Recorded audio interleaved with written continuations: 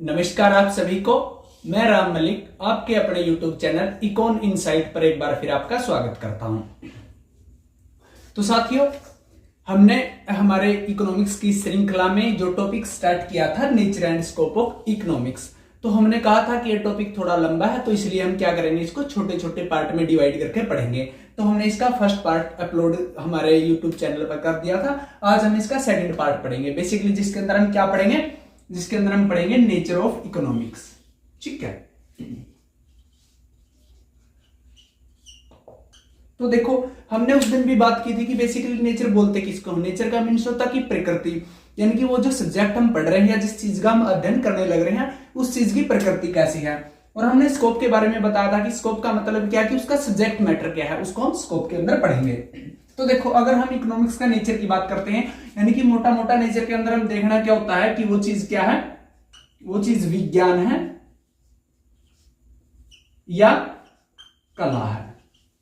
ठीक है, तो हमने नेचर के अंदर ये दो चीजों की स्टडी करनी होती है कि तो हम देखेंगे कि जो हमारा इकोनॉमिक्स है, बेसिकली उसकी नेचर कैसी है, उसकी प्रकृति कैसी है, वो विज्ञान है या साइंस है या वो आर्ट और कला है। ठीक है, तो हमने इकोनॉमिक्स के बारे में देखा था कि बेसिकली इकोनॉमिक्स है क्या।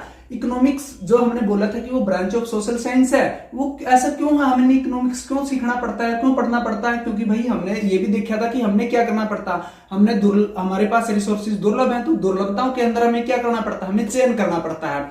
और उस चयन की प्रॉब्लम्स की वजह से हमारे सामने क्या था, इकोनॉमिक्स निकल गया था। ठीक है, यानी कि जिसको हम बोल सकते हैं आवश्यक साधन दुविधा भी हम बोलते हैं। तो उस आवश्यक साधन दुविधा की वजह से ही आवश्यक साधन दुविधा, यानी कि ये कैसी दुविधा है, क्योंकि जो हमारे पास आवश्यक साधन है या जो हमारे रिसोर्सेज है वो क्या है भाई, वो हमारे पास उनकी लिमिटेशंस है, वो क्या है, बहुत कम है हमारे पास। तो इसलिए आवश्यक साधन दुविधा हमारे सामने खड़ी हो जाती है, और उस आवश्यक साधन दुविधा को ही दूर करने के लिए हमें क्या करते हैं, हम इकोनॉमिक्स की स्टडी करते हैं बेसिकली। ये तो हमने देख लिया था। तो यानी कि हमने पता लग गया कि दुर्लभ साधनों के लिए हम अधिकतम रिसोर्सेज, जो हमारे कम से कम रिसोर्सेज, उनका अधिकतम हम यूज करके हमारी वांट्स को सेटिस्फाई करना चाहते हैं। वो प्रोसेस, उसके प्रोसेस का जो हम स्टडी करते हैं वो बेसिकली हम इकोनॉमिक्स के अंदर करते हैं। तो यानी कि हमें नेचर का पता लग गया कि जो इकोनॉमिक्स की नेचर है बेसिकली वो विज्ञान से भी मैच खाती है और कला से भी मैच खाती है, यानी कि आर्ट से भी मैच खाती है। क्यों खाती है, क्योंकि विज्ञान के अंदर बेसिकली क्या होता है, विज्ञान के अंदर हम क्या करते हैं, तथ्यों का क्रमागत अध्ययन करते हैं, क्रमागत रूप से उनका क्या करते हैं, उनको उनकी स्टडी करते हैं, उनका अध्ययन करते हैं। इसी प्रकार हम इकोनॉमिक्स के अंदर भी क्या करते हैं, तथ्यों का क्रमागत रूप से अध्ययन करते हैं, स्टडी करते हैं। और बेसिकली कला के अंदर क्या होता है कि हमने जो ज्ञान लिया था किसी विशिष्ट उद्देश्य की जब हम पूर्ति करने के लिए, कोई काम हम करने के लिए, जब जो हमने व्यवहारिक ज्ञान, जो ज्ञान सीखा था, उस ज्ञान का जब हम व्यवहारिक रूप में प्रयोग करते हैं तो उसको हम क्या बोलते हैं, कला बोलते हैं। तो यही काम इकोनॉमिक्स में करते हैं।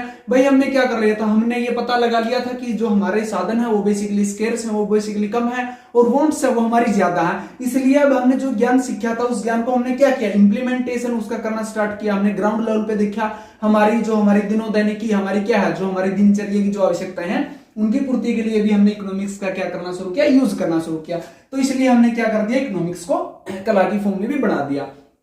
ठीक है, यानी कि अगर हम इकोनॉमिक्स की प्रकृति के बारे में बात करेंगे, तो इकोनॉमिक्स की प्रकृति की जब हम बात करेंगे, हम उसको दोनों चीजों में क्या कर सकते हैं, हम उसको डिसाइड कर सकते हैं कि वो एक विज्ञान भी है और कला भी है, ना कि वो सिर्फ विज्ञान है और सिर्फ कला है। अगर हम विज्ञान की बात करेंगे तो आगे विज्ञान भी जाके क्या आ जाएगा, टू टाइप का विज्ञान हो जाएगा। एक वास्तविक विज्ञान बोलते हैं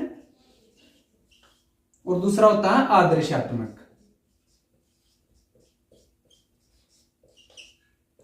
ठीक है, तो ये क्या बोल सकते हैं, आप इस डायग्राम की हेल्प से क्या सीख सकते हो, आप इकोनॉमिक्स की नेचर को आप समझ सकते हो अच्छे से कि इकोनॉमिक्स क्या, इकोनॉमिक्स विज्ञान भी है और कला भी। आगे विज्ञान में चल के हम बात करेंगे कि वास्तविक विज्ञान कैसा होता है और आदर्शात्मक विज्ञान कैसा होता है। ठीक है, तो आगे बढ़ते हैं। तो हमने देख लिया कि इकोनॉमिक्स क्या है, इकोनॉमिक्स एक विज्ञान भी हमने मान लिया। ठीक है, तो जब हमने मान लिया कि हमारे सामने एक क्वेश्चन खड़ा हो गया कि क्या अब इकोनॉमिक्स एक जो हमारी साइंस है, तो अगर इकोनॉमिक्स को हम साइंस डिसाइड कर रहे हैं या हमने बता दिया कि इकोनॉमिक्स साइंस है, तो इससे पहले हमें क्या करना पड़ेगा, हमें साइंस के बारे में या विज्ञान के बारे में जानना पड़ेगा कि बेसिकली हम विज्ञान बोलते हैं किसको, तभी तो हम अच्छे से ये प्रूव कर पाएंगे ना कि हमारा इकोनॉमिक्स भी एक विज्ञान है।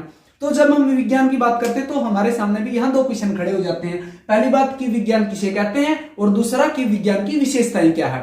भाई किस चीज को हम विज्ञान बोल लेंगे, और दूसरा उसके अंदर ऐसी क्या खास क्वालिटीज होंगी या उसके अंदर ऐसी क्या बातें होंगी जिन बातों के बेस पे हम ये डिसाइड करेंगे कि ये चीज क्या है, ये चीज साइंस है या ये चीज विज्ञान है। ठीक है, तो जब हम बात करते हैं विज्ञान की कि विज्ञान है क्या बेसिकली, तो जो विज्ञान वर्ड है ये बेसिकली ये जो हमारा लैटिन भाषा के साइंटिया यानी कि विज्ञान या जो साइंस बोलते हैं हम इसको इंग्लिश में, तो ये क्या है, जो हमारा साइंस है बेसिकली ये लैटिन भाषा के साइंटिया वर्ड से ये लिया गया है, और जिसका मतलब क्या होता है, जिसका अर्थ होता है बच्चों टू नो, यानी कि जानना। ठीक है, यहां तक क्लियर है। अर्थशास्त्र विज्ञान है। विज्ञान क्या है, विज्ञान जो साइंस है, साइंस शब्द लैटिन भाषा के साइंटिया शब्द से मिलकर बना है, जिसका अर्थ होता है टू नो या जानना। ठीक है, तो अगर आप विज्ञान की डेफिनेशन देना चाहो या साइंस की डेफिनेशन देना चाहो तो आप इस तरीके से दे सकते हो कि विज्ञान क्या है बेसिकली, विज्ञान ज्ञान का वह क्रमबद्ध रूप है जो किसी विशेष घटना के कारण तथा परिणामों के पारस्परिक संबंध को प्रकट करता है। यानी कि बेसिकली इसके अंदर क्या होता है, इसके अंदर हम तथ्यों को एकत्रित करते हैं और फिर कारण और परिणाम के अंदर बेसिकली क्या करते हैं, उनका क्रमागत अध्ययन उनका हम करने की कोशिश करते हैं। तो वही बेसिकली हमारा साइंस है। तो हमने देखा कि विज्ञान के अंदर हम क्या करते हैं, तथ्यों का एकीकरण करते हैं, तथ्यों को एकत्रित करके उनकी क्या करते हैं, उनकी स्टडी करते हैं, उनके कारण और परिणाम की जांच करते हैं। तो हम अगर इकोनॉमिक्स के अंदर इसको लागू करके देखें या इकोनॉमिक्स के ऊपर इसको लागू करके देखें तो हमें क्या समझ में आता है, तो भी हमें यही समझ में आता है ना, इकोनॉमिक्स के अंदर हम भी क्या करेंगे, अलग अलग तथ्यों को क्या करेंगे, उनका सबसे पहले उनको संग्रह करेंगे, उसके बाद उनका वर्गीकरण करेंगे और वर्गीकरण के बाद क्या करेंगे, उनका विश्लेषण करेंगे। यानी कि यहां भी हम कारण और परिणाम को जानने की कोशिश करेंगे कि क्यों डिमांड और जो प्राइस के बीच में है, किसी गुड्स के बीच में, वो क्यों किस प्रकार से वो इफेक्ट करती चीजें उसको। यानी कि हम पहले उनका संग्रहण करेंगे, हम देखेंगे कि प्राइस बढ़ने से डिमांड कम हुई, फिर उसके बाद हम क्या करेंगे, उनका वर्गीकरण करेंगे, हम अलग अलग तरीके से यानी कि गुड्स को अलग अलग तरीके से बांट के देखेंगे कि किस प्रकार की गुड्स के ऊपर प्राइस का या डिमांड का किस प्रकार का असर पड़ा। तो इसलिए हमने इकोनॉमिक्स को साइंस बोल दिया। ठीक है, तो अब हम कुछ साइंस की विशेषताएं या साइंस के फीचर्स की बात करेंगे। अगर हम साइंस की विशेषताओं की बात करें तो देखो, यानी कि जो साइंस की विशेषताएं, ये हमें विशेषताएं इसलिए जाननी पड़ेगी ना कि साइंस पढ़ने के लिए, क्योंकि हम इकोनॉमिक्स को एक साइंस बता रहे हैं कि इकोनॉमिक साइंस है, तो जो विशेषताएं साइंस में होगी वो विशेषताएं हमारी इकोनॉमिक्स में भी तो होनी चाहिए ना। वो विशेषताएं अगर इकोनॉमिक्स के अंदर होगी तभी हम क्या बोलेंगे, उस इकोनॉमिक्स को हम साइंस बोलेंगे। तो देखो इसके अंदर बेसिकली जो हमारे प्रसिद्ध एक दर्शन शास्त्री हुए, हमारे बेकन नाम के हमारे दर्शन शास्त्री हुए हैं। ये जो बेकन नाम के दर्शन शास्त्री थे, बेसिकली इन दर्शन शास्त्री जियों ने क्या किया है, 4 मुख्य विशेषताएं बताई है भाई,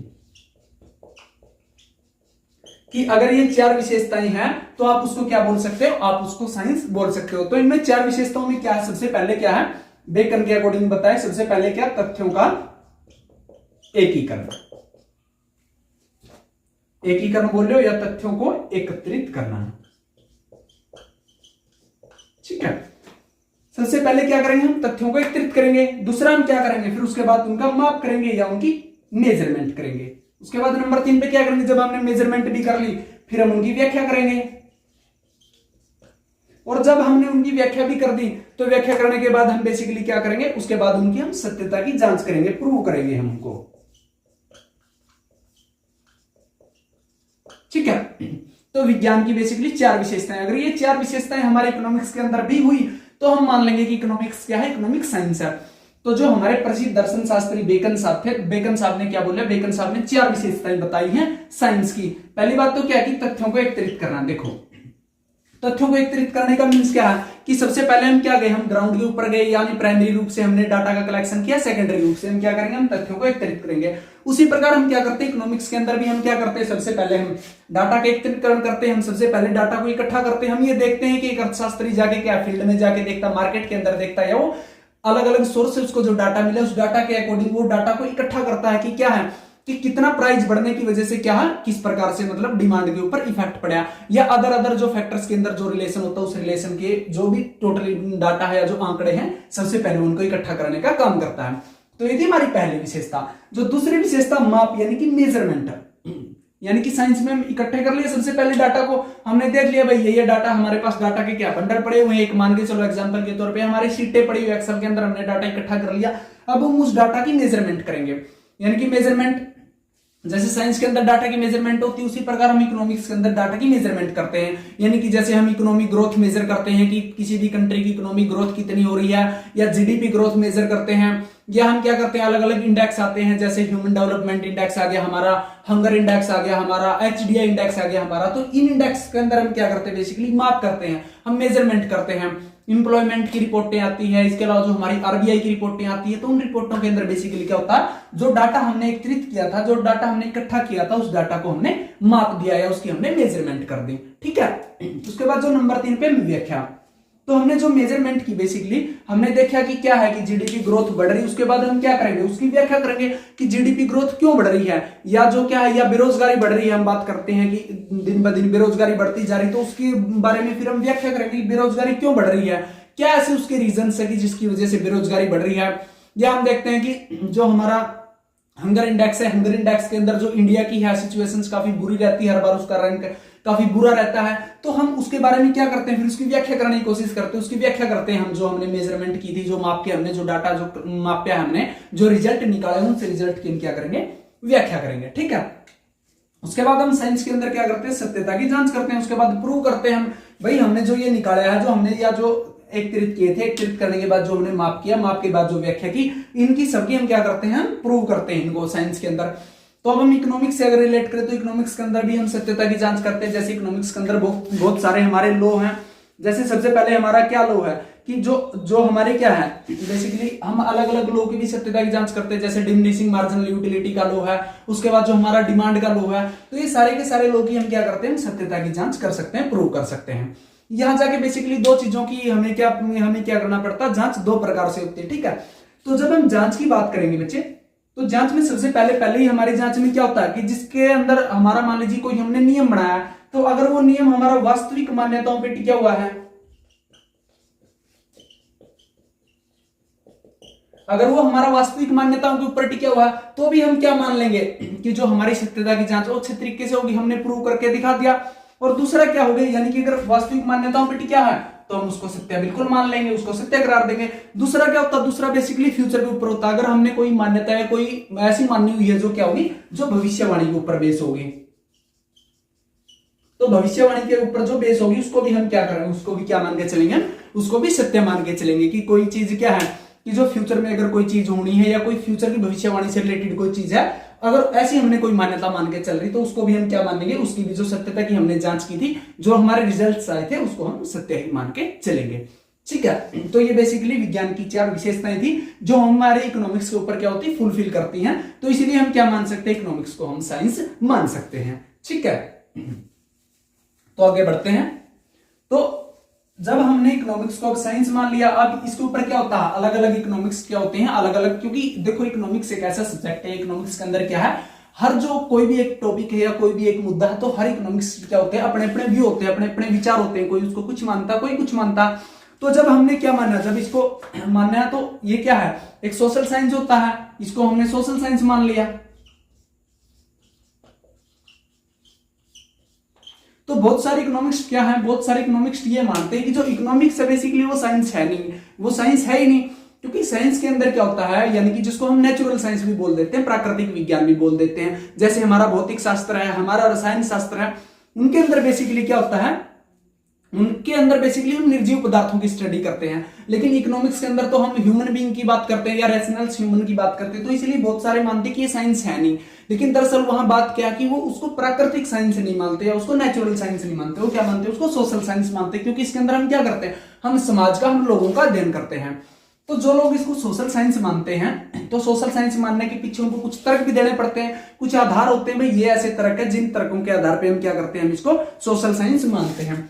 तो जो सोशल साइंस मानने के आधार जो है हमारे, मानने के आधार मान सकते हैं इनको हम, या हम तर्क दे सकते हैं कि ये जो इकोनॉमिक्स क्या करते हैं, ये तर्क देने का काम करते हैं, भाई ये तर्क है। तो सबसे पहले तो इसके अंदर जो तर्क होता है हमारा, कर्मागत अध्ययन होता है, कर्मागत अध्ययन। यानी कि क्या सबसे पहला तर्क में इकोनॉमिक्स के अंदर क्या करते हैं, हम कर्मागत अध्ययन करते हैं, यानी कि एक कर्म की फॉर्म में हम एक कर्मागत तरीके से हम क्या करते हैं, अध्ययन करने की काम करते हैं। चीजों का हर एक कर्म होता है, ऐसा है नहीं कि हमने सीधा क्या कर दिया, सीधा कोई रिजल्ट जारी कर दिया, या हमने अभी 4 विशेषताएं जो पढ़ी थी उसके अंदर भी हमने कर्म की बात की थी।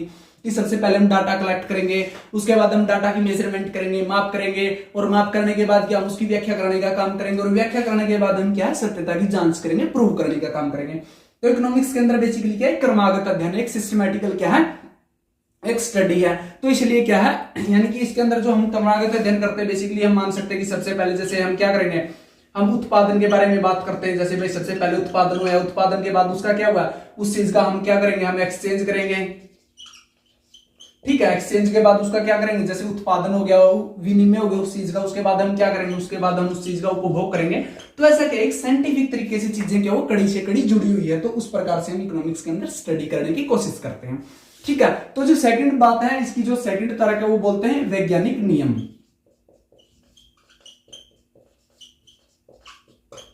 यानी कि पहला क्रमागत अध्ययन, दूसरा वैज्ञानिक नियम। यानी कि इकोनॉमिक्स के अंदर बेसिकली जो नियम है, जैसे हमारा मांग का नियम है, लॉ ऑफ डिमांड है, डिमिनिशिंग मार्जिनल यूटिलिटी का जो लॉ है, यानी कि ये कैसे लॉ है, ये ऐसे लॉ जो वैज्ञानिक नियम, यानी हम उनको प्रूव कर सकते हैं। जैसे डिमांड का लॉ है, आप देख सकते हैं जो हमारे नॉर्मल गुड के केस में बेसिकली हमेशा काम ही करेगा। आप भी खुद मार्केट में देखते हो कि जब भी क्या होता है कि किसी चीज का प्राइस बढ़ता है, जैसे जब भी क्या होता है कि जब भी प्याज के रेट बहुत ज्यादा बढ़ जाते हैं तो उसकी क्या हो जाती है, डिमांड कम हो जाती है। और जब क्या हो जाता है कि जब टमाटर वगैरह है या जो प्याज जो टमाटर जो बड़ा सस्ता हो जाता है तो क्या हो जाती है, उनकी डिमांड हम बढ़ा देते हैं। तो ये नियम कैसा है, ये वैज्ञानिक नियम है, क्योंकि भाई एक चीज कम हुई तभी दूसरी बढ़ेगी, तो इन चीजों का क्या आपस में रिलेशन है, इस प्रकार से चीजें काम कर सकती हैं। जो तीसरी बात है, तीसरी बात हम क्या कर सकते हैं, हम नियमों की सत्यता की बात कर सकते हैं।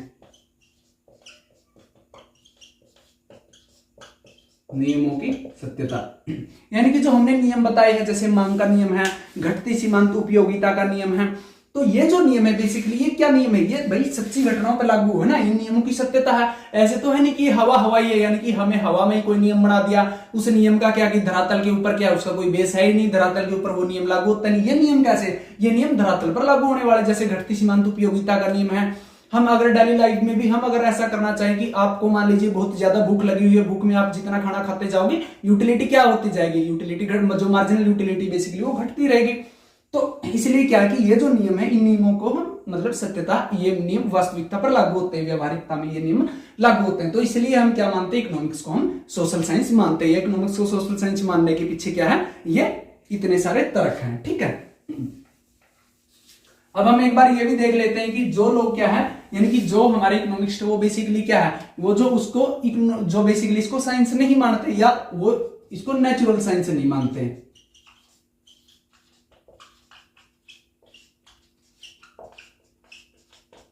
तो इसके पीछे भी वो अपने तर्क देते हैं, इसके पीछे भी कुछ तर्क होंगे ना, तभी तो वो मानते कि वो साइंस नहीं मानते। बेसिकली उनका कहने का मतलब है कि हम इसको नेचुरल साइंस नहीं मानते, वो सोशल साइंस के अंदर तो इसको भी कंसीडर करते हैं। तो इसके जो नियम है, सबसे पहला तो यही है जो इसका तर्क है कि अर्थशास्त्रियों के अंदर क्या है, बेसिकली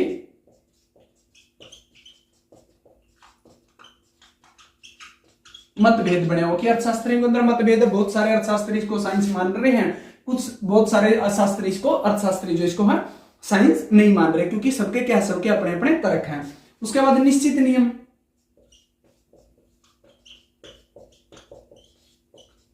वो बोलते हैं कि जो नेचुरल साइंस है बेसिकली, यानी कि जैसे हमारा केमिस्ट्री है या हमारा फिजिक्स है, तो उनके जो नियम है या उनके जो लॉ है वो क्या है, बेसिकली निश्चित है, वो फिक्स नियम है, उनके नियम में क्या है, कोई बदलाव नहीं होता।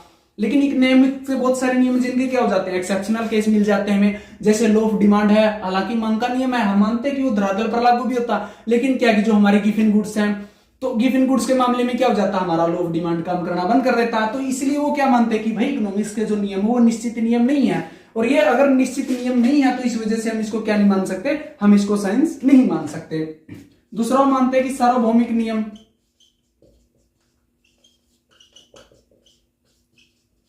वो मानते कि क्या है कि जो हमारे फिजिक्स के जो केमिस्ट्री के नियम वो क्या है, वो यूनिवर्सल लॉ है, वो हर जगह आप किसी भी जगह चले जाओ, वो हर जगह हर स्थान हर टाइम पे क्या करते हैं, वो काम करते हैं। लेकिन इकोनॉमिक्स के बहुत सारे रूल्स ऐसे हैं, बहुत सारे लॉ ऐसे हैं जो क्या है, जो एक विशेष प्रकार की हम क्या करते हैं, मान्यताएं मान के चलते हैं। उन्हीं मान्यताओं के अंदर क्या करेंगे, वो बेसिकली रूल लागू करेंगे। जैसे बहुत सारे मॉडल्स होते हैं हमारे इकोनॉमिक्स के, तो वो क्या होते हैं, वो मान के चलते हैं फुल एम्प्लॉयमेंट है। और बहुत सारी इकोनॉमिक्स यानी कि जो अंडर डेवलप्ड कंट्री, वहां क्या, वहां फुल एम्प्लॉयमेंट की कंडीशन होती नहीं, तो इस वजह से क्या होता है कि वो वहां पर लागू नहीं हो पाते। वो ये मानते हैं कि इकोनॉमिक्स का जो नियम है वो सार्वभौमिक नियम नहीं है या वो यूनिवर्सल नियम नहीं है।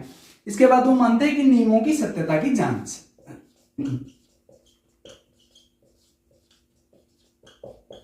वो मानते हैं कि जो हमारा क्या है, जो हमारा साइंस है बेसिकली, यानी कि जो हमारा केमिस्ट्री या जो नेचुरल साइंस है, जो नेचुरल साइंस में जो नियमों की सत्यता की जांच है वो जिस प्रकार से मतलब प्रयोगशालाओं के अंदर या लेबोरेटरी के अंदर मतलब साइंटिस्ट लोग करते हैं, हम इकोनॉमिक्स के नियमों की ऐसे नहीं कर सकते। अब जैसे वो तो क्या करते हैं भाई, कोई लॉ बना दिया केमिस्ट्री के अंदर या फिजिक्स केमिस्ट्री के अंदर, मान ली वो लैब में जाएंगे, वो अलग अलग चीजों को मिला के देखेंगे, उसके बाद देखेंगे कि रिजल्ट बेसिकली क्या है। अब इकोनॉमिक्स के अंदर ऐसा तो है नहीं कि हम प्राइज लेंगे, हम डिमांड लेंगे और लेबोरेटरी में जाके उनको मिक्सअप करेंगे, उसके बाद देखेंगे भाई क्या रिएक्शन होगा, तो हम ऐसा नहीं कर सकते इकोनॉमिक्स के अंदर। तो इसलिए वो क्या मानते हैं कि जिस प्रकार जो हमारे नेचुरल साइंस के जो हम बेसिकली लो उनकी सत्यता की जांच कर पाते हैं, हम इकोनॉमिक्स के अंदर ऐसी सत्यता की जांच हम नहीं कर पाते। इसलिए वो क्या बोलते हैं कि हम इसको साइंस नहीं मानेंगे या हम नेचुरल साइंस इसको नहीं मानेंगे। ठीक है, तो इसलिए हम यही कह सकते हैं, ये इनकी यानी कि हम दोनों साइड देख लिया, कुछ लोग जो कुछ इकोनॉमिक्स जो सोशल साइंस मानते हैं, कुछ जो साइंस या नेचुरल साइंस नहीं मानते। तो हम संक्षेप में क्या बोल सकते हैं, यही बोल सकते हैं कि क्या है इकोनॉमिक्स बेसिकली क्या है, साइंस तो है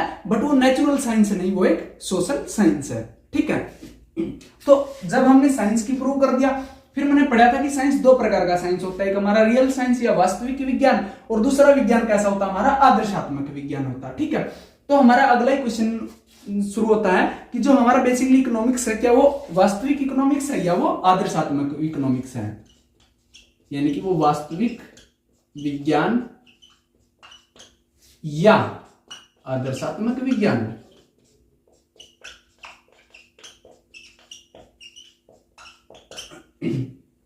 तो देखो आदर्शात्मक विज्ञान या वास्तविक विज्ञान, तो देखो सबसे पहले हमें अगर तो बहुत सारे इकोनॉमिक्स यहाँ भी, जैसे हमारे रॉबिन्सन साहब है, हमारे फ्रीडमैन साहब है, उनके अनुसार क्या है, उनके अनुसार जो इकोनॉमिक्स है, जो इकोनॉमिक्स है बेसिकली क्या, वो रियल इकोनॉमिक, वो रियल साइंस है या वास्तविक विज्ञान है। और बहुत सारे अलग हैं, जैसे जो हमारे मार्शल है, हमारे पीगो है, हमारे हॉट्रे हैं, वो क्या मानते हैं कि भाई रियल के साथ साथ वो आदर्शात्मक भी है। तो वो क्या करते हैं, वो भी अपने अपने तरह देखते हैं। तो सबसे पहले जो इसको क्या मानते हैं, जो इसको वास्तविक विज्ञान मानते हैं, वो इकोनॉमिक्स क्या करते हैं, सबसे पहले हमें ये देखना कि वास्तविक विज्ञान है क्या बेसिकली। वास्तविक विज्ञान यानी कि रियल साइंस। अब रियल साइंस का मतलब क्या है, रियल का मतलब क्या है कि बात क्या है कि क्या है, यानी कि सिचुएशन, वो एट ए प्रेजेंट की बात करते हैं कि क्या है, कैसे है और इसके प्रभाव क्या है, यानी कि जो प्रेजेंट में है बेसिकली उसके अंदर क्या है, उसके अंदर हमारे क्या है, उसके अंदर हमारे कोई उद्देश्य निहित नहीं है, या हम उसके अंदर क्या नहीं कर सकते, हम कोई सुझाव नहीं दे सकते कि ये चीज हो सकती है, ऐसा होना चाहिए, ऐसा नहीं, जो है बेसिकली प्रेजेंट में है, यानी कि क्या है, कैसे है और क्यों है, क्या, कैसे और क्यों। जब हम इन चीजों की बात करेंगे तो वो क्या हो, हमारा रियल साइंस है बेसिकली। ठीक है, यानी कि अगर आप लिखना चाहो तो ऐसे लिख सकते हो कि वास्तविक विज्ञान वह विज्ञान है जिसमें किसी विषय की सही तथा वास्तविक स्थिति का अध्ययन किया जाता है, यानी कि जो रियल है, जो सही भी है और जो वास्तव में है, अभी एट ए प्रेजेंट है, उसी स्थिति का अध्ययन किया जाता है, यानी कि क्या है, कैसे है और क्यों है। यानी कि इसके अंदर क्या है, इसके अंदर जो हमें आगे टारगेट डिसाइड करने या हम जो सुझाव देना है, इसके अंदर सुझाव कंसिडर नहीं करते, हम सुझाव नहीं दे सकते। ठीक है, तो बहुत सारे इकोनॉमिक्स हैं अब यहाँ भी जो क्या करते हैं, जो तर्क देते हैं कि वास्तविक जो विज्ञान है, अगर ये वास्तविक विज्ञान है तो वास्तविक विज्ञान होने के पीछे क्या है, होने के तर्क क्या क्या, वो क्या क्या तर्क देते हैं कि अगर ये वास्तविक विज्ञान है तो इस वास्तविक विज्ञान होने के वो तर्क क्या क्या देते हैं, या अगर वो वास्तविक विज्ञान होगा तो इससे हमें आगे लाभ क्या होगा। अगर हम इकोनॉमिक्स को वास्तविक साइंस या वास्तविक विज्ञान रियल साइंस मान लेते तो उससे हमें लाभ क्या क्या होगा। तो सबसे पहले अधिक तर्कपूर्ण, यानी कि अगर हमने क्या मान लिया इसको, अगर हमने हमारे इकोनॉमिक्स को सिर्फ रियल साइंस मानना या वास्तविक विज्ञान मानना तो अधिक तर्कपूर्ण हो जाएगा, क्योंकि हमने बोला कि वास्तविक साइंस क्या, जो एट ए प्रेजेंट की बात करता है, जो क्या है की बात करता है, तो ये अधिक तर्क है, यानी कि अभी जो चीजें हैं हम उनको क्या कर सकते हैं, तर्कों से, तथ्यों से अच्छी प्रकार से डिफाइन कर सकते हैं, अच्छी प्रकार से उनको समझाने की कोशिश कर सकते हैं। तो इसीलिए क्या हो जाएगा, वो हमारे लिए ज्यादा तथ्य और तर्क से मतलब भरे हुआ हो जाएगा, मोर लॉजिकली हो जाएगा हमारे लिए। जो दूसरी बात है अधिक कुशलता, यानी कि अगर एट ए प्रेजेंट की हम बात करेंगे, अगर हमें क्या नहीं होगा, हमारे पास ये हमारे लिए क्या नहीं होगा, ये हमारे लिए बर्डन नहीं होगा कि क्या होना चाहिए, हमें सुझाव भी देने हैं कि अच्छा होना चाहिए, बुरा होना चाहिए, ऐसा होना चाहिए, वैसा होना चाहिए, उसका कोई झंझट नहीं। हमें सिर्फ यही देखना है कि अब है क्या बेसिकली, अभी प्रेजेंट के अंदर सिनेरियो क्या है, सिचुएशंस क्या है। तो ये अगर हम सिर्फ यही चीज देखेंगे तो हमारी क्या होगी, एफिशिएंसी भी बढ़ेगी, हम अधिक कुशल तरीके से क्या कर पाएंगे, हम अधिक कुशल तरीके से हम काम भी कर पाए, हमारा काम कर पाएंगे। उसके बाद होएगा हमारा क्या होगा, अगर कुशलता अधिक होएगी, अगर हमें प्रेजेंट की बात करनी है तो हमने हमेशा बात की इकोनॉमिक्स के अंदर हमेशा झगड़ा चलता रहता, कोई कुछ कहता कोई कुछ कहता, तो अगर हमारे पास फ्यूचर का कोई ऑप्शन ही नहीं बचेगा तो इससे क्या हो जाएगा, हमारी अधिक सहमति भी बढ़ जाएगी। मतलब बहुत सारे इकोनॉमिक्स की क्या बढ़ जाएगी, बहुत सारी चीजों को लेके आज जो क्या है एक दूसरे की क्रिटिसाइज करते हैं, एक दूसरे के क्या है मतलब विचारों के अंदर टकराव है, तो क्या हो जाएगा, अधिक सहमति बढ़ जाएगी। क्योंकि सभी को एट ए प्रेजेंट की बात करनी, अभी जो चल रहा है सिर्फ उसी के बारे में बात करनी है, तो इसलिए क्या हो जाएगा, सहमति उनकी अधिक बढ़ जाएगी। उसके बाद क्या हो जाएगा, अगर एट ए प्रेजेंट की बात करेंगे तो निष्पक्षता भी बढ़ जाएगी। हम ये भी कह सकते हैं कि चीजें ज्यादा निष्पक्ष होंगी, हम क्या और नहीं कर पाएंगे, कोई बाइसनेस नहीं हो पाएगा, कोई एक तरफ झुक नहीं पाएगा कि किसी के साथ क्या आ गया, किसी के साथ मतलब गैर निष्पक्षता नहीं बरती जा सकती। क्योंकि भाई एट ए प्रेजेंट की बात है, तथ्यों की बात है, तर्कों की बात है, सभी की सहमति की बात है, तो हम क्या नहीं कर पाएंगे, हम किसी के साथ बाइस नहीं हो पाएंगे, हम निष्पक्ष तरीके से क्या कर पाएंगे, अपने रिजल्ट्स तक पहुंच पाएंगे। उसके बाद हमारी बात आती है कि सिद्धांतों का निर्माण। सिद्धांतों का निर्माण यानी कि अगर हम रियल के ऊपर ही फोकस रहेंगे तो हम क्या कर पाएंगे, हम अच्छे तरीके से क्या कर पाएंगे, हम अच्छे तरीके से आर्थिक सिद्धांतों का निर्माण कर पाएंगे। और जितने अच्छे तरीके से हम आर्थिक सिद्धांतों का निर्माण कर पाएंगे तो उसके अंदर बेसिकली क्या होगा, उसके अंदर तथ्यों की बात होगी, कोई अच्छाई बुराई की बात ही नहीं होगी कि ये चीज ऐसा होंगी तो अच्छा होगा, ऐसा होना चाहिए तो बुरा होगा, ऐसा होगा तो अच्छा होगा, वैसी कोई बात ही नहीं, सिर्फ एट ए प्रेजेंट की बात है, सिर्फ तथ्यों और तर्कों की बात है। तो इसलिए हम क्या कर पाएंगे, अधिक आर्थिक सिद्धांतों का हम क्या कर पाएंगे, अच्छे से हम इनको बना पाएंगे, इसको इंप्लीमेंटेशन इनकी कर पाएंगे। ठीक है, तो ये क्या है, ये जो लोग क्या मानते हैं, जो रियल साइंस मानते हैं, जो वास्तविक विज्ञान मानते हैं। अब हमने बोला कि बहुत सारे लोग क्या हैं जो वास्तविक विज्ञान के साथ साथ क्या मानते हैं, उसको आदर्शात्मक विज्ञान भी बोलते हैं।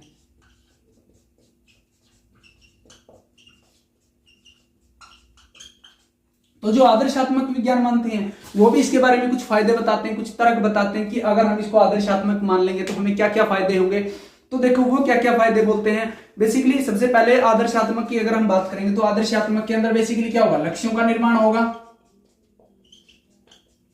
यानी कि ये लक्ष्यों पे बेस्ड होगा, यानी कि हमने बेसिकली लक्ष्य करना है, हमें फ्यूचर पे डिसाइड करना है कि क्या होना चाहिए पे बात करेंगे हम, क्या होना चाहिए। यानी कि उसमें हमने बात की थी कि क्या है यहां क्या होना चाहिए, हम फ्यूचर के बारे में बताएंगे कि जैसे क्या है कि अगर आज मान लीजिए कि बहुत ज्यादा हमने बात कर दी कि 7% मान लीजिए कि हमारे बेरोजगारी है, तो हम इसके अंदर बताएंगे, आदर्शात्मक के अंदर हम बताने की कोशिश करेंगे कि हम बेरोजगारी को क्या, हमें बेरोजगारी को कम करना चाहिए, बेरोजगारी को कितने % तक हम कम करके लेके आ सकते हैं। तो इसलिए हम टारगेट डिसाइड करेंगे, लक्ष्यों का निर्माण करेंगे, उद्देश्यों का निर्माण करेंगे। अगर आप लिखना चाहो आदर्शात्मक जो विज्ञान है, डेफिनेशन आप लिख भी सकते हो कि आदर्शात्मक विज्ञान वह विज्ञान है जिसका उद्देश्य आदर्शों को निर्धारित करना है। यह विज्ञान समस्याओं के सुझाव भी देता है, यानी कि जो हमारी समस्याएं बेसिकली उन समस्याओं, वहां तो रियल में सिर्फ हमें समस्याएं पढ़नी थी, या हम क्या कर सकते हैं, उसको सुलझाने के लिए क्या कर सकते हैं, उसके सुझाव भी दे सकते हैं कि आप अगर ऐसा करोगे तो हम क्या कर पाएंगे, अच्छे तरीके से इन समस्याओं का समाधान कर पाएंगे। तो अभी क्या करते हैं, वो कुछ तर्क बताते हैं कि इसके होने के पक्ष में क्या है, ये अगर इसके मतलब ये तर्क है, अगर ये आदर्शात्मक विज्ञान भी हमने मान लिया तो इसके क्या होंगे, इसके ये हमें लाभ होंगे। तो सबसे पहला लाभ क्या है, अधिक व्यावहारिक,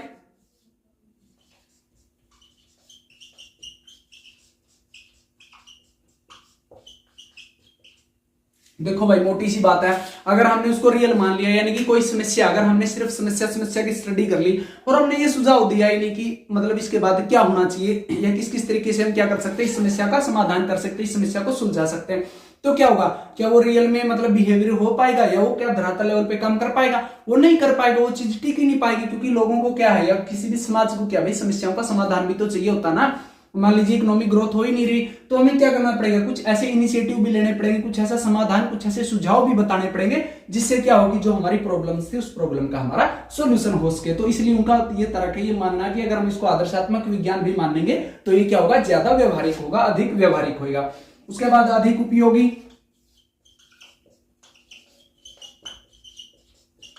ये इससे मिलती जुलती चीजें हैं कि भाई उपयोगी कोई चीज जब ही होगी, जब ही क्या होगा, उसके ओवरऑल सारे के सारे डायमेंशन, सारे के सारे प्रोस्पेक्टिव हमें क्लियर होंगे कि वो आज ऐसा है, फ्यूचर में कैसा होगा, अगर उसके अंदर हम ये चीज करेंगे तो कैसा होगा, अगर वो अच्छाई की तरफ लेके चलेंगे तो कैसा होगा, उसमें कुछ कमी करेंगे, बुराई करेंगे तो वो कैसा होगा। तो ये अगर हम उसके अंदर लेके चलेंगे तो क्या होगा, वो हमारे लिए ज्यादा उपयोगी होगा, मोर क्या होगा, यूजफुल होगा हमारे लिए। उसके बाद अधिक बचत पूर्ण होगा,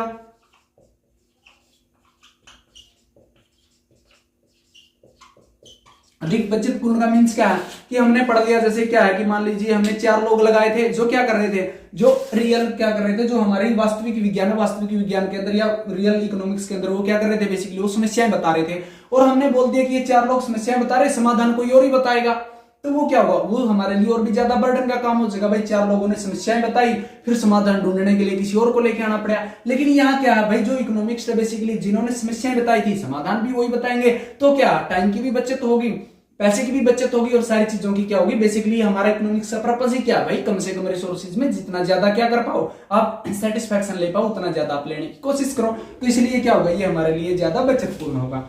इसके बाद उन्होंने क्या बताया, अधिक यथार्थवादी।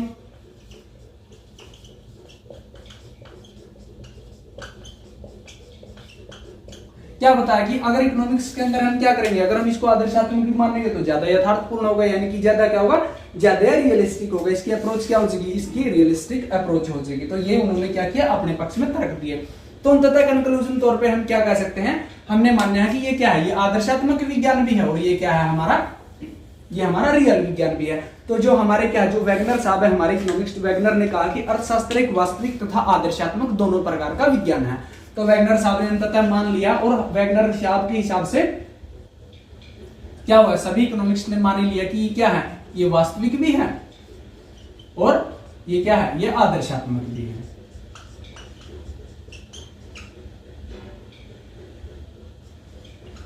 ठीक है, तो ये था बेसिकली कि जो हमने इकोनॉमिक्स को क्या किया, हमने इकोनॉमिक्स को साइंस माना है। ठीक है, तो अब इसका जो दूसरा था, हमने जो नेचर के अंदर बात की थी, एक साइंस की बात की थी, दूसरा बात की थी हमने आर्ट की या कला की। अब बहुत सारे इकोनॉमिक्स क्या मानते हैं कि इकोनॉमिक्स क्या आर्ट भी है। तो अगर इकोनॉमिक्स को हम आर्ट मानेंगे तो सबसे पहले ये पता होना चाहिए ना कि आर्ट होती क्या है। तो हमने बोला था, अगर डेफिनेशन रूप में आप लिखना चाहो तो किसी निश्चित उद्देश्य की प्राप्ति के लिए ज्ञान का व्यवहारिक प्रयोग ही कला कहलाता है। यानी कि क्या है, कोई निश्चित उद्देश्य हमें पूरा करना है और उस उद्देश्य को पूर्ण करने के लिए हमने जितना भी क्या किया था, जितना भी हमने ज्ञान लिया हुआ था, उस ज्ञान का हमें क्या करेंगे, जब व्यवहारिक रूप में या व्यवहार के रूप में जब उसका प्रयोग करेंगे तो वही क्या, वही कला है। और इकोनॉमिक्स के अंदर यही तो हमने करते हैं। हमने थ्योरी पढ़ी, हमने क्या किया, डिमांड का सिद्धांत पढ़ा, मांग का सिद्धांत पढ़ा, मांग का हमने नियम पढ़ने की कोशिश की कि क्या होगा, प्राइस बढ़ेगा तो डिमांड घटेगी, प्राइस कम होगा तो डिमांड बढ़ेगी। फिर हमने क्या किया, हम मार्केट में चले गए, मार्केट में जाके हमने देखा, हमने उसको एम्प्लाई करने की कोशिश की, हमने उसको लागू करने की कोशिश की कि क्या है भाई, किसी चीज का प्राइस बढ़ रहा है तो उसकी डिमांड कम हो रही कि नहीं हो रही, और प्राइस कम हो रहा है तो डिमांड बढ़ रही कि नहीं बढ़ रही। तो वो क्या किया, जब हमने उस ज्ञान का अपना प्रयोग किया, जो हमने किताबों में पढ़ा था, जो चीजें हमने सीखी थी, जब हमने उसका क्या किया, उसका व्यवहार में प्रयोग करना शुरू किया, तो हमने मान लिया कि इकोनॉमिक्स क्या है, इकोनॉमिक्स बेसिकली हमारी एक कला भी है। तो बहुत सारे जो इकोनॉमिस्ट कला मानते हैं, तो कला मानने के पीछे क्या करते हो, बहुत सारे तर्क देते हैं, अगर कला मानेंगे तो हमें इकोनॉमिक्स से क्या क्या लाभ होगा। तो सबसे पहले तो समस्याओं का समाधान,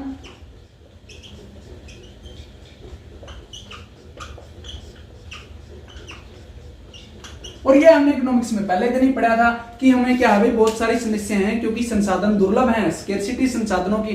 तो और वॉन्ट्स क्या अनलिमिटेड, इसलिए हमारे क्या सामने खड़ी हो जाती है, हमारे सामने बहुत सारी समस्याएं आ जाती है कि हम ज्यादा से ज्यादा वॉन्ट्स को सेटिस्फाई कैसे करें। तो उन समस्याओं का समाधान करने के लिए हमें क्या करना पड़ता है, इकोनॉमिक्स को व्यवहार में लेके आना पड़ता है। और अगर हम व्यवहार में ले आए तो इट मींस क्या, वो कला है। ठीक है, तो ये हमारे लिए क्या हो जाएगा, समस्याओं का हम अच्छे तरीके से समाधान कर पाएंगे। दूसरा हो गया हमारा वास्तविक स्थिति,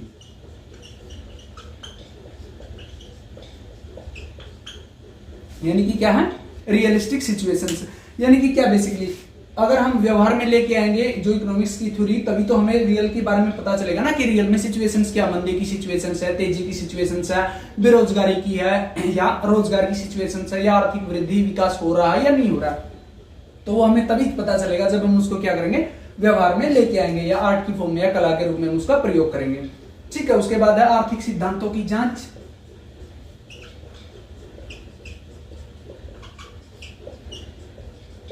इसके अंदर बेसिकली क्या है कि भाई जब हम उसको व्यवहार में लेके आएंगे या जब हम कला के रूप में लेके आएंगे, तभी तो हम आर्थिक सिद्धांतों की जांच कर पाएंगे ना। हमने बड़े बड़े सिद्धांत तो बना दिए कि क्या है कि घटती सीमांत उपयोगिता का सिद्धांत ये है, ये इसके अलावा क्या हमारा सप्लाई का सिद्धांत यह है, ये क्लासिकल सिद्धांत यह है, से का सिद्धांत ये है। तो क्या कर पाएंगे, जब हम उसको व्यवहार में लेके आएंगे, जब हम उसको आर्ट की फॉर्म देंगे, उस ज्ञान का हम व्यवहार में प्रयोग करेंगे, तभी तो हम उन सिद्धांतों की जांच कर पाएंगे ना। जैसे शेष साहब का हमारा सिद्धांत है कि जो क्या है, supply creates its own demand, की जो सप्लाई है वो अपनी डिमांड अपने आप क्या कर लेती है, वो अपने आप क्रिएट कर लेती है। तो भाई जब हम मार्केट में जाएंगे, जब हमने चीजों को बढ़ाया तो तभी तो हमें पता चला ना कि उसने अपनी डिमांड को क्रिएट किया कि नहीं क्रिएट किया। ठीक है, तो ये कुछ चीजें थी जिनको जो क्या है बहुत सारे इकोनॉमिक्स इसको कला मान रहे हैं। अब क्या है, कुछ इकोनॉमिक्स ऐसे भी हैं जो क्या कर रहे हैं, जो इसको कला नहीं मान रहे, वो बोल रहे हैं कि भाई इसको अगर कला नहीं मानेंगे तो ही हमारे लिए क्या, तो ये हमारे लिए फायदेमंद स्थिति है। तो वो भी कुछ तर्क देते हैं, कुछ बताते हैं कि अगर हम इसको कला नहीं मानेंगे तो हमें ये लाभ होंगे। तो सबसे पहले वो बोलते हैं कि इनकी क्या, जो हमारा साइंस है और जो हमारा आर्ट है, इनकी क्या है, इनकी प्रवृत्ति दोनों की क्या है, अलग अलग है। वो मानते हैं कि जो आर्ट और साइंस की प्रवृत्ति अलग अलग। बेसिकली साइंस क्या है, साइंस है तथ्यों पे, आंकड़ों पे, इन पे आधारित एक क्या है, एक शास्त्र है या एक विज्ञान है। लेकिन कला क्या है, कला के अंदर हमने बात की वो क्या है, वो व्यवहार की बातें हैं। कि अब जो तथ्यों की और व्यवहार की बातें अगर दोनों मिक्स कर देंगे तो वो क्या हो जाएगा, वो तो भाई अलग अलग हो जाएगा ना, वो नहीं मिल पाएंगे। तो इसलिए क्या है, इनकी प्रवृत्ति अलग अलग है, तो इसलिए इनको एक ना मानो, इनको अलग अलग ही मानने की कोशिश करो, उनका यही कहना है। तो दूसरा क्या है, आर्थिक समस्याओं की प्रकृति, समस्याओं की प्रकृति।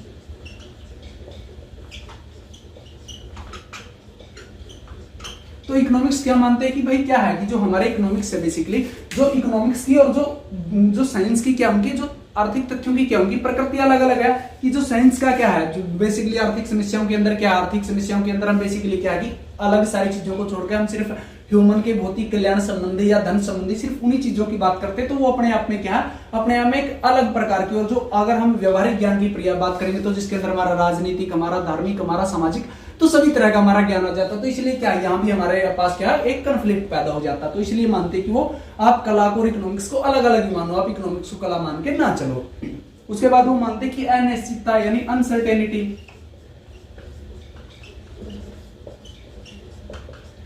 कि क्या है, बेसिकली कला के अंदर क्या है, अनिश्चितता है भाई। कि यानी कि क्या, वो अनिश्चितता मानेंगे कि क्या है कि अलग अलग जो क्या है, अगर सबने क्या किया, सबने मान लिया कि कला है, विज्ञान का व्यवहारिक प्रयोग है, तो इससे अनिश्चितता आज इकोनॉमिक्स के अंदर क्यों आ सकी, क्योंकि भाई अलग अलग इकोनॉमिक्स क्या करेगा, अपने अपने हिसाब से सुझाव देगा, अपने अपने हिसाब से रणनीति तय करेगा।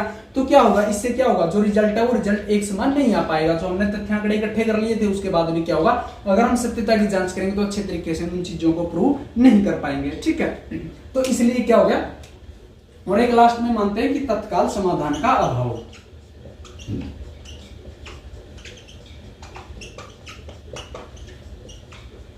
यह ध्यान रखना कि जो हमारे जो हमारे इकोनॉमिक्स हुए हैं, काफी पॉपुलर इकोनॉमिक्स हुए हैं, केन्ज साहब, हमारे केन्ज ने भी कहा था कि इकोनॉमिक्स क्या है, बेसिकली इकोनॉमिक्स एक ऐसा नहीं है कि जिसमें हमें तत्काल ही निष्कर्ष दे कि आज हमने मान लिया कि क्या, आज मैंने कोई भी एक थ्योरी पढ़ी और मैं क्या कर दूं, तुरंत प्रभाव से उसको क्या कर दूं, तुरंत से उससे निष्कर्ष निकाल दूं। उसके लिए क्या है, उसके लिए हमें कुछ टाइम पीरियड चाहिएगा, कुछ टाइम पीरियड चाहिएगा, कुछ ऐसी सिचुएशन हमें चाहिए, तभी जाके वो क्या होगा, इंप्लीमेंटेशन हम उसको अच्छे तरीके से कर पाएंगे।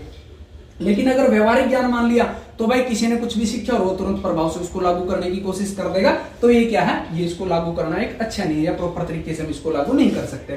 तो इसलिए यह था कि कुछ इकोनॉमिक्स क्या है, साइंस मानते हैं, कुछ इकोनॉमिक्स कला मानते हैं। तो हम कंक्लूजन के तौर पे, निष्कर्ष के तौर पे ये मान सकते हैं कि जो बेसिकली क्या है इकोनॉमिक्स क्या है, इकोनॉमिक्स एक सोशल साइंस है, न कि एक प्राकृतिक साइंस है। सोशल साइंस के अंदर क्या है, ये एक रियल साइंस भी है और आदर्शात्मक साइंस भी है। और इसके साथ साथ इकोनॉमिक्स क्या है, इकोनॉमिक्स हमारी कला भी है। तो आज हमने क्या किया, ये सब चीजें सीखने का प्रयास किया।